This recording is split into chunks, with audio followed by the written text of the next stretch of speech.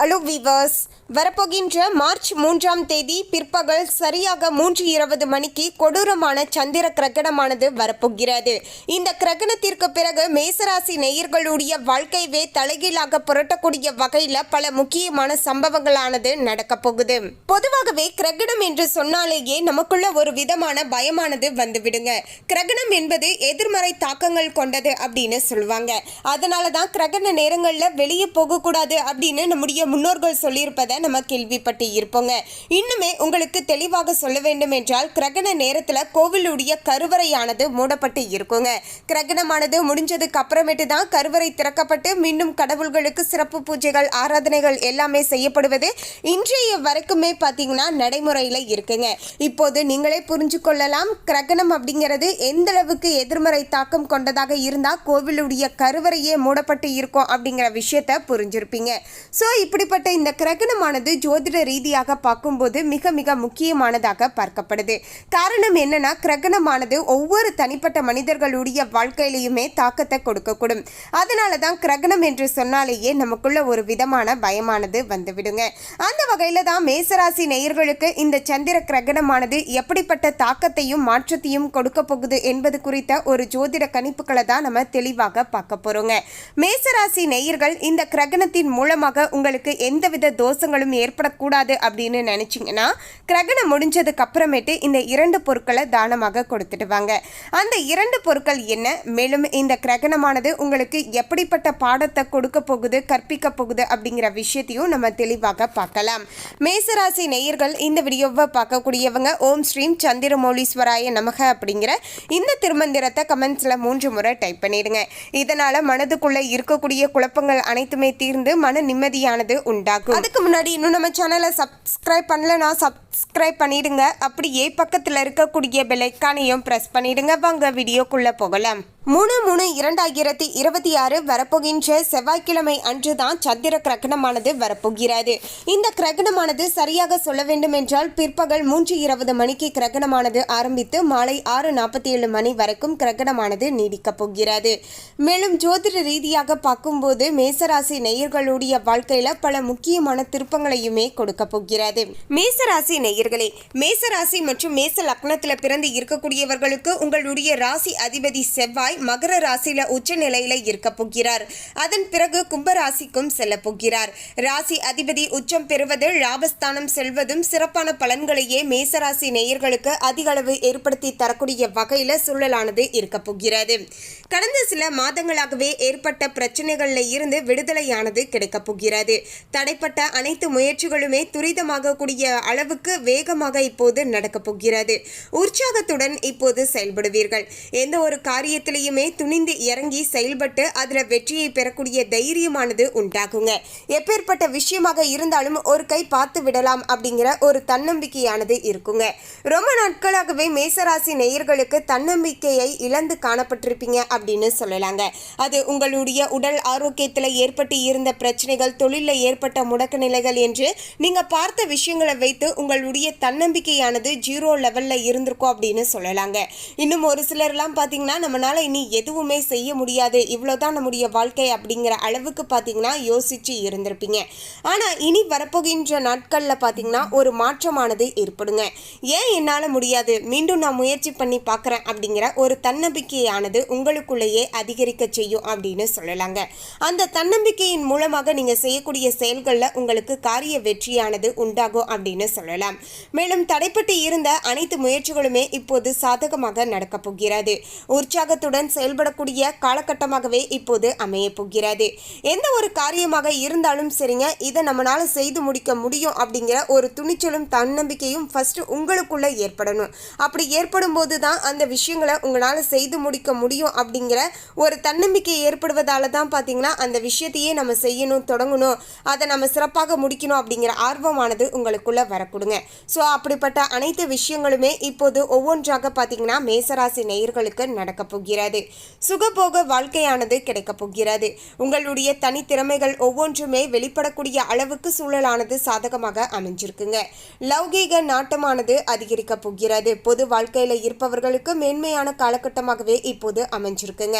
நல்ல உள்ளம் படைத்தவர்களுடைய நட்பால புதிய நல்ல வாய்ப்புகளானது தேடி வரப்போகிறது. வரப்போகிறது. சில நண்பர்களுடைய அறிவுரைகள், சில புதிய நண்பர்களுடைய பேச்சுக்கள் எல்லாமே உங்களுடைய வாழ்க்கையில் ஒரு புத்துணர்ச்சியை கொடுப்பதோடு உங்களுக்குள்ள ஒரு தன்னம்பிக்கையும் அதிகரிக்க செய்யும் அப்படின்னு சொல்லுவாங்க.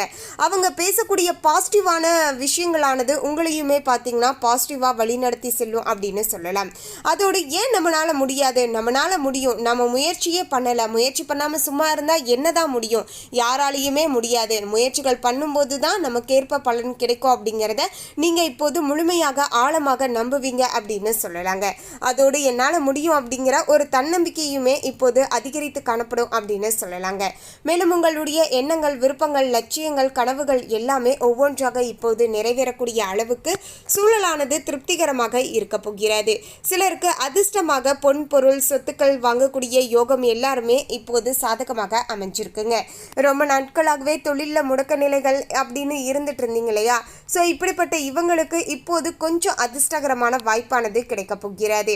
அதற்கு உங்கள் சைடில் இருந்து நீங்கள் தொடர்ந்து முயற்சிகள் பண்ணுங்கள். உங்களால் முடியாது அப்படிங்கிற விஷயத்தை நீங்கள் விட்டுருங்க. என்னால் முடியும், என்னால் முடியலன்னா யாராலையுமே முடியாது அப்படிங்கிற அளவுக்கு பார்த்தீங்கன்னா ஒரு துணிச்சலுடனும் கான்ஃபிடென்ட்டோடையும் ஒரு விஷயத்தை செய்து பாருங்கள். நிச்சயமாக அதில் ஓரளவுக்கு சாதகமான பலன் கிடைக்குங்க. சிலருக்கு வெளியூர், வெளிநாட்டு வேலை வாய்ப்புகளானது தேடி வரப்போகிறது. ரொம்ப நாட்களாகவே பார்த்தீங்கன்னா வெளிநாட்டிற்கு வேலைக்கு போகணும் அப்படின்னு சொல்லிட்டு ட்ரை பண்ணிட்டு இருக்கேங்க. ஆனால் பெருசாக எனக்கு எந்தவித கால் ஆஃபர்ஸுமே எனக்கு கிடைக்க மாட்டேங்குது அப்படின்னு சொல்கிறக்கூடியவங்களுக்கு இப்போது உங்களுடைய ஆஃபீஸில் இருந்தே நீங்கள் பார்த்தீங்கன்னா வெளிநாட்டிற்கு செல்லக்கூடிய வாய்ப்பானது கிடைக்க போகுது. ஸோ வரக்கூடிய இந்த வாய்ப்பை வந்து கை நழுவ விட்டுறாதீங்க. இந்த நேர காலத்தில் எந்த இடத்துலையுமே சோர்ந்து போயிடாமல் ஃபோக்கஸோடு அதிக உழைப்பை நீங்கள் கொடுத்துட்டு வரும்போது நிச்சயமாக உங்களுக்கு வெளிநாட்டு ஆஃபரானது கிடைப்பதற்கான வாய்ப்புகளானது சாத்தியமாக அமைஞ்சிருக்குங்க. அதே சமயம் பார்த்தீங்கன்னா வெளிநாட்டிற்கு சென்று படிக்கணும் அப்படின்னு சொல்லிட்டு ஏதாவது அப்ளிகேஷன் ஃபில் பண்ணியிருக்கீங்க, இன்னுமே எனக்கு எதுலேயும் அதில் ஏதோ சாதகமான விஷயம் நடக்க மாட்டேங்குது அப்படின்னு சொல்லக்கூடியவங்களுக்கும் இப்போது நிலைமையானது மாறப்போகிறது. அங்கே இருந்து பார்த்தீங்கன்னா உங்களுக்கு ஒரு நல்ல தகவலானது வந்து சேரக்கூடிய அளவுக்கு சூழலானது சாதகமான முறையில் அமைஞ்சிருக்குங்க. வேற்று மொழி பேசுபவர்களுடைய நட்பு, ஆதாயம் எல்லாமே கிடைக்க போகிறது. தொழிலில் மட்டும் பார்த்தீங்கன்னா அகலக்கால் வைக்க வேண்டாங்க. கொஞ்சம் நீங்கள் நிதானத்தோடு நிறுத்தி செய்ய வேண்டியதும் அவசியங்க. அதாவது ஏதாவது புதுசாக தொழில் செய்கிறீங்க அப்படின்னா கூட ரொம்பவே அதிகப்படியான இன்வெஸ்ட்மெண்ட் பண்ணணும் அப்படின்னு சொல்லிட்டு நிறைய இடங்களில் பார்த்தீங்கன்னா கடன் வாங்கி பண்ண வேண்டாங்க. உங்ககிட்ட இருக்கக்கூடிய பணத்தை வச்சு நீங்கள் அதற்கு தகுந்தாற் போல் நீங்கள் சின்னதாக தொழிலை ஸ்டார்ட் பண்ணுங்கள். அதில் வரக்கூடிய லாபம் எல்லாத்தையுமே கொஞ்சம் கொஞ்சமாக சேர்த்து வச்சு அதன் பிறகு பார்த்தீங்கன்னா நீங்கள் விருப்பப்பட்டது போலவே அதை பெரிய லெவலுக்கு கொண்டு வாங்க. அதை விட்டுட்டு கையில் இப்போது பணமே இல்லை, நான் கடன் வாங்கி பண்ணுறேன் அப்படின்னு சொல்லிட்டு பண்ணும்போது அதில் நமக்கு அவ்வளவாக பார்த்தீங்கன்னா பெருசாக சாதகமான பலன்கள் கிடைக்காதுங்க. நீங்கள் வாங்கிய கடனுக்கும் வட்டிக்கும் எல்லாமே பார்த்தீங்கன்னா சரியாக போயிடும். ஸோ அதனால் முடிஞ்ச அளவுக்கு பார்த்தீங்கன்னா உங்கள் கையில் எவ்வளோ பணம் இருக்குது, எவ்வளோ சேவிங்ஸ் இருக்குது, அதை வச்சுட்டு நீங்கள் வந்து ஒரு மூலதனத்தை போட்டு நீங்கள் ஸ்டார்ட் பண்ணுங்கள். அதன் பிறகு அதில் வரக்கூடிய வருமானம், லாபம் எந்த அளவுக்கு கிடைக்குது, நாம் போட்டு இந்த இடத்துல இந்த தொழில் செய்யணும் அப்படின்னு நினச்சது நமக்கு சக்ஸஸ் ஆகுதா இல்லையா அப்படிங்கிற எல்லா விஷயத்தையும் யோசிச்சுட்டு அதன் பிறகு ஓகே இதுலேருந்து நல்ல இன்கம் வருது அப்படிங்கிற பட்சத்தில் நம்ம சேர்த்து வச்சு இந்த இடத்துல பெரிய லெவலில் இந்த பிஸ்னஸை ஸ்டார்ட் பண்ணலாம் அப்படிங்கிற அளவுக்கு நீங்கள் திட்டம் போட வேண்டுங்க. ஸோ எந்தவித விஷயமாக இருந்தாலும் இப்படி தான் பார்த்தீங்கன்னா அணுக வேண்டுங்க. எந்த செயலையுமே திட்டமிட்டு செய்தால் பெரிய பாதிப்பு இல்லாமல் தப்பிக்க முடியும் அப்படிங்கிறது தான் ஒரு உண்மை. அதாவது எப்போதுமே நம்ம ஏதாவது ஒரு விஷயங்கள் செய்யறோம், ஆரம்பிக்கிறோம் அப்படின்னா அதை நம்ம பாசிட்டிவ் சைட்ல இருந்தும் யோசிச்சு பார்த்துக்கணும், நெகட்டிவ் சைட்ல இருந்தும் யோசிச்சு பார்த்துக்கணுங்க. அப்போதுதான் நமக்கு பல இழப்புகள் ஏற்படுது இல்லையா, அதெல்லாமே நம்ம தவிர்த்து கொள்ள முடியுங்க. மேலும் 7.5 சனியால் ஏற்பட்ட இழப்பினை ஈடு செய்ய முடியும்.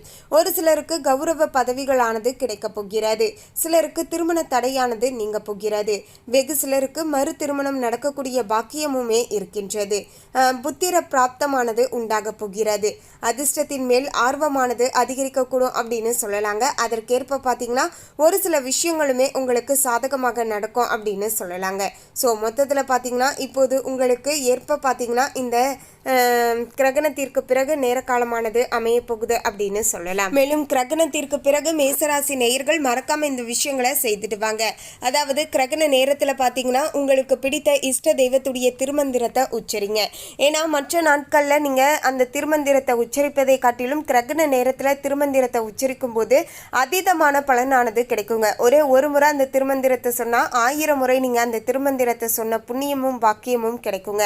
அப்போது நீங்களே யோசிச்சு பாருங்க, அந்த நேரமானது எந்த அளவுக்கு உகந்ததாக இருக்கும் திருமந்திரத்தை உபதேசம் செய்வதற்கு அப்படிங்கிறத புரிஞ்சுக்கோங்க. ஸோ உங்களுக்கு பிடித்த எந்த வித தெய்வமாக இருந்தாலும் சரி, அந்த தெய்வத்துடைய திருமந்திரத்தை அட்லீஸ்ட் 9 முறை 3 முறையாவது நீங்கள் கட்டாயமாக உச்சரிங்க. உங்களுக்கு அவ்வளவு நல்லதுங்க.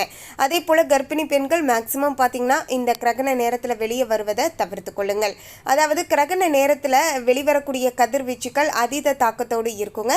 அது நேரடியாக நம்முடைய தோல் மீது படும்போது அது நமக்கு தோல் சம்பந்தப்பட்ட சில பிரச்சனைகளை கொடுக்கும். அதனால தான் கிரகண நேரத்தில் பார்த்தீங்கன்னா பொதுவாகவே யாரும் வெளியே வராதிங்க அப்படின்னு சொல்கிறதுக்கான ஒரு மெயினான காரணம் அப்படின்னு சொல்லலாங்க.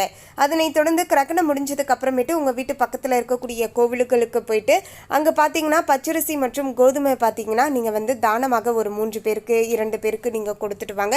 இதனால் இந்த சந்திர கிரகணத்தினால் ஏதாவது சின்ன சின்ன தோஷங்கள் ஏற்பட்டு இருந்தாலும் அதுவுமே முற்றிலுமாக பார்த்தீங்கன்னா விலகிவிடும் அப்படின்னு சொல்லலாம். மேலும் இந்த தகவலை பற்றிய உங்களுடைய கருத்தை கமெண்ட்ல பதிவு பண்ணுங்க. இந்த தகவல் உங்களுக்கு பிடிச்சிருந்தா லைக் பண்ணுங்க, ஷேர் பண்ணுங்க. இது போன்ற சுவாரஸ்யமான தகவலை தெரிந்து கொள்ள சேனலை சப்ஸ்கிரைப் பண்ணிடுங்க. தேங்க்யூ.